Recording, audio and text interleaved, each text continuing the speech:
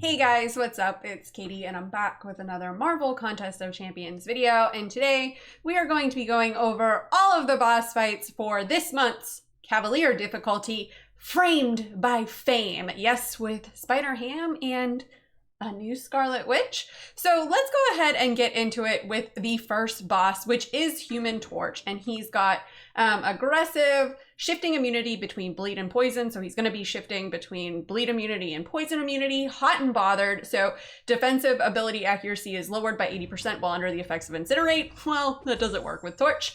Got a light, both the attacker and defender strikes have a chance to get an Incinerate and then enhance special 1. So the first hit of its special 1 is unblockable. Now, Colossus, this is the mutant chapter, so mutants get a little bit of an extra boost here going down the lane, and Colossus is great for this fight because, well, he's Incinerate immune. So I brought in Colossus and just kind of went ham with the heavies, and it was over very quickly for Torch, but bringing in an Incinerate immune is going to help you out tremendously here.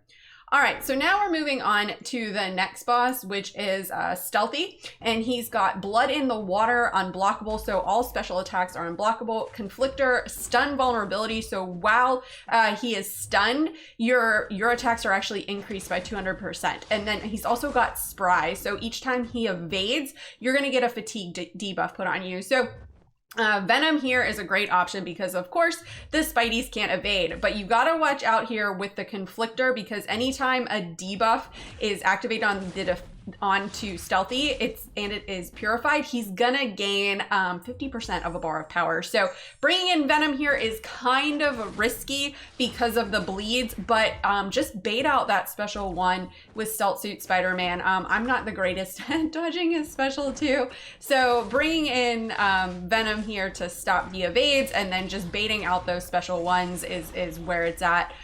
He is pretty good at throwing those special 1s, and you never have to really worry about him evading. I originally went in here, I thought I clicked on Venom, but I didn't, and I got evaded and I got instantly punched in the face and KO'd. So bringing in someone here who can stop the evades, also anyone who can put a cold snap on him unless he purifies it. So you kind of want to watch out for that. Any True Strike champ is of course going to help you out tremendously, but all you really want to do is bait out those special 1s. He's pretty keen on throwing them.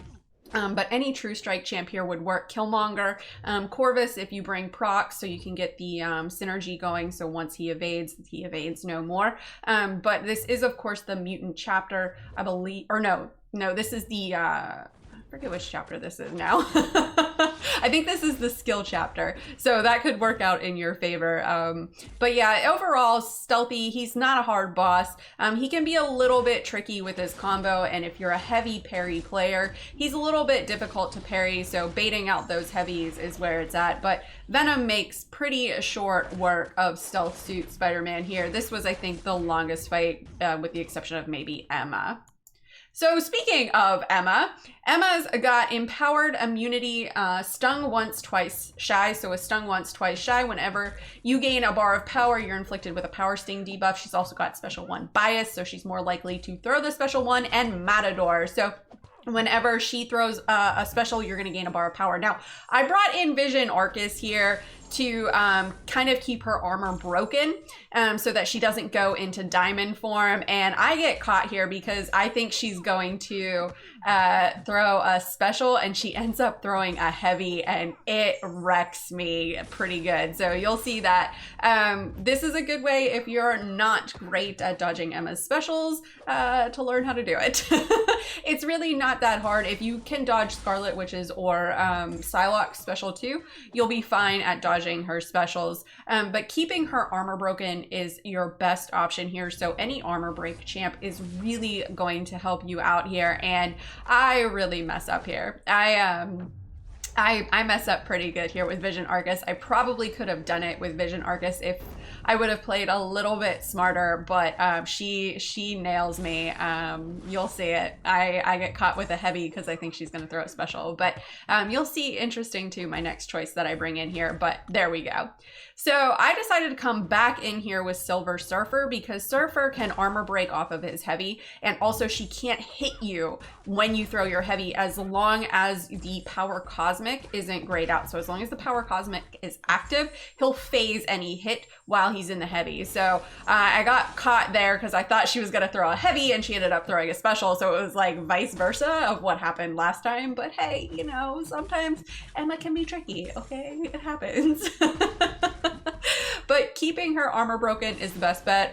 Corvus would work out well here too. You want to make sure you don't throw your special when you have that power sting icon. So if you throw your special when you have that power sting icon, you're going to take a lot of direct damage. So you definitely don't want to do that. So keeping her armor broken, watching the power sting, and if you get hit by her special one, she's also going to put a power sting on you as well. So you kind of want to keep that in mind when you're fighting Emma. But keeping her armor broken is your best bet to kind of get through this. She's not hard. It's just kind of, she can kind of be a little bit tricky to play, especially when she's in diamond form. So keeping her in telepath form is the way to go. So, but overall, she's not hard. She's probably one of the hardest if you're not accustomed to fighting her or if you can't keep her armor broken. So, but now we're moving on to Mojo, and Mojo is a Mojo pain in the butt. So he's got power alternator. So every 15 seconds, if the attacker has more power than the defender, both champions are completely power drained. But with Mojo's power gain, that really doesn't happen. He's also got hard knock life. So every time you perform a parry, you get a passive disorient, which reduces your defensive ability, accuracy, and block proficiency by 15% for 15 seconds. But you can also use that to heal. Now, Mojo's degen is what is really the bane in this fight. He's also got healthy balance, so the attacker can inflict up to 5 heal block effects, after which the defender becomes immune to heal block. So want to kind of keep that in mind as you're playing this. And then he's got juke. So juke is, we've seen it before, but finishing a 5-hit combo with a light or medium attack, it grants Mojo, it grants you a passive fury charge, increasing your attack rating by 7% per charge. And then if this can stack up to 10, which really helps you out. But then if you end it in the same, so if you end another 5-hit combo with, let's say, a light attack, which you did before, then you're going to remove those charges. So you want to kind of keep those up. So I got kind of wrecked there with Mojo. You definitely want to keep him at his special one. Now, I built up Guillotine 2099 on Mr. Sinister. So she was already at the 100-hit combo, and I should have probably chosen her power steal function, but I was all just gung-ho about going in. That's what she said, or that's what he said.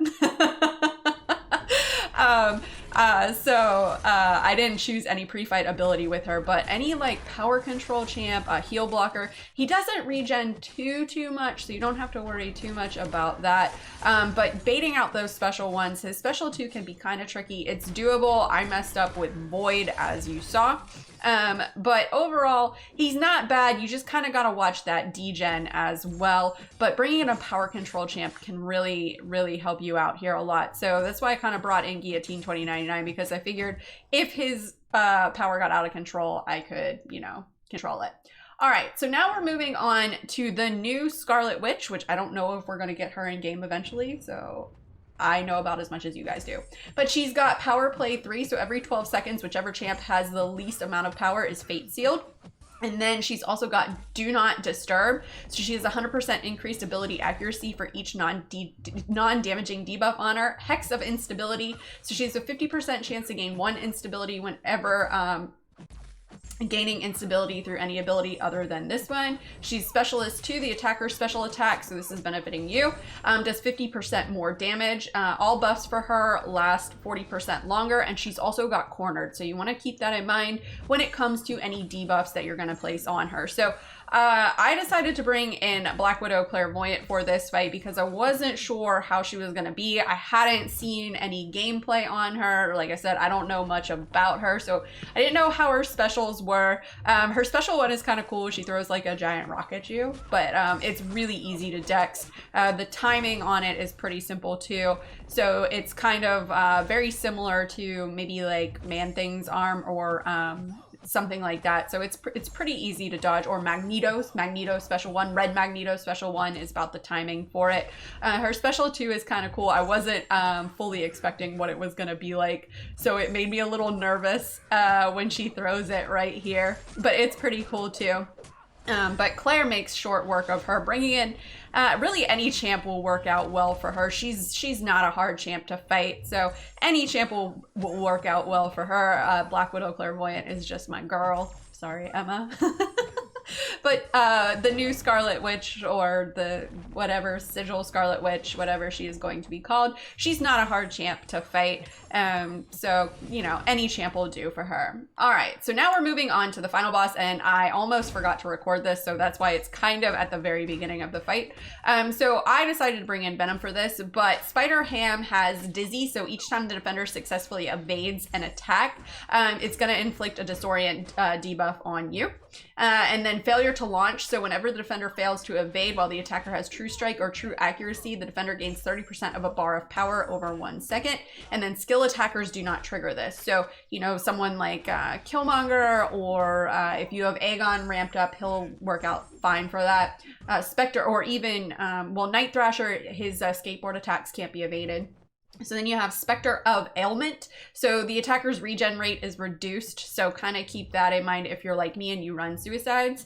And then Feat of Indestructible. So whenever you gain a bar of power, Spider-Ham is going to be indestructible for 5 seconds. So kind of don't attack him unless you want to bait out a special. The thing with Spider-Ham is his damage really isn't all that powerful. Like you'll survive the fight, but you want to keep in mind is those porker poppers. So what's a porker popper? Well, a porker popper is basically a really potent power sting. So whenever you get those porker poppers on you, do not throw your special because you will take a ton of direct damage.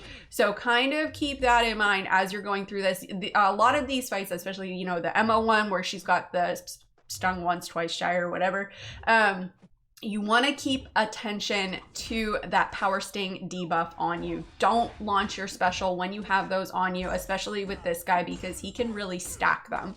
So I brought in Venom here because I was like, oh, he's Spider-Verse. Venom is just gonna eat him. Literally? I don't know.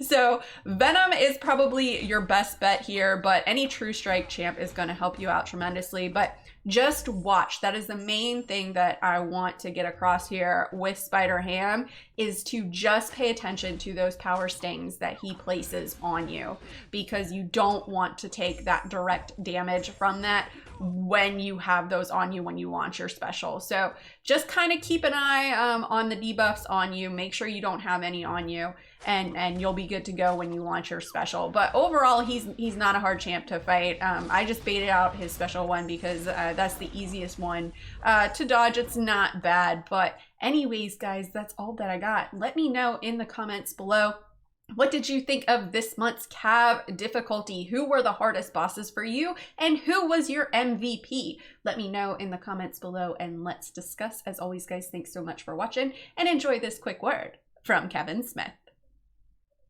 Hey man, it's me, Kevin Smith, and if you enjoyed the mediocre Mcoc video full of scrub gameplay, then show Katy some love by hitting like and subscribe, man. Katy don't ask for much. Katy did ask for this. Katy did. So do like Katy did and bug people and get you to like and subscribe, man. She's doing that Mcoc beautifully. Not mediocre. Katy!